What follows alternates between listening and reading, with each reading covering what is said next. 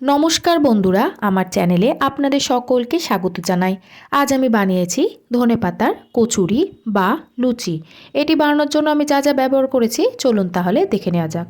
মিক্সির বাটির মধ্যে নিয়ে নেব এক মুঠো ধুয়ে নেওয়া ধনেপাতা, সাথে নিয়ে নেব একটা ছোট সাইজের পেঁয়াজ, 8 থেকে 9টা রসুনের কোয়া নিয়ে নেব, হাফ ইঞ্চি মতো আটার টুকরো নিয়ে নেব, 5 থেকে 6টা কাঁচা লঙ্কা নিয়ে খুব ভালো করে পেস্ট করে নিতে হবে।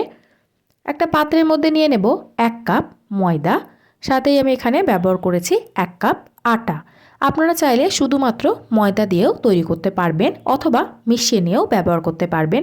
এর মধ্যে দিয়ে দেব পরিমাণ মতো লবণ, ভাজা জিরে গুঁড়ো দিয়ে দেব 1 চা চামচ, হাফ চা চামচ মতো গোটা জোয়ান হাতের মধ্যে একটু গুঁড়ো করে নিয়ে দিয়ে দেব, 2 চামচ সাদা তেল দিয়ে দেব, সামান্য পরিমাণে চিনি দিয়ে দেব। এবারে খুব ভালো করে শুকনোয় আগে একটু মাখিয়ে নিতে হবে। এর মধ্যেই দিয়ে দেব বেটে নেওয়া ধনেপাতা, প্রায় 2 চামচ মতো রয়েছে এখানে। ধনেপাতা দিয়ে আগে ময়দাটা মাখিয়ে নেব, তারপরে যদি জলের প্রয়োজন হয় তখন অল্প অল্প জল দিয়ে দিয়ে ময়দাটা মেখে নিতে হবে।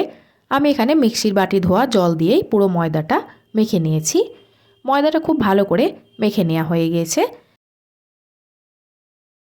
এবারে লেচি কেটে নেব। যেহেতু আমি কচুরি বানাবো তার জন্য ছোট ছোট করে লেচিগুলো কেটে নিলাম। আপনারা চাইলে রুটি বা পরোটাও তৈরি করতে পারবেন। সামান্য পরিমাণে ময়দা লাগিয়ে নিয়ে আমি বেলে নেব। এর পরিবর্তে তেল দিয়েও বেলে নেওয়া যেতে পারে।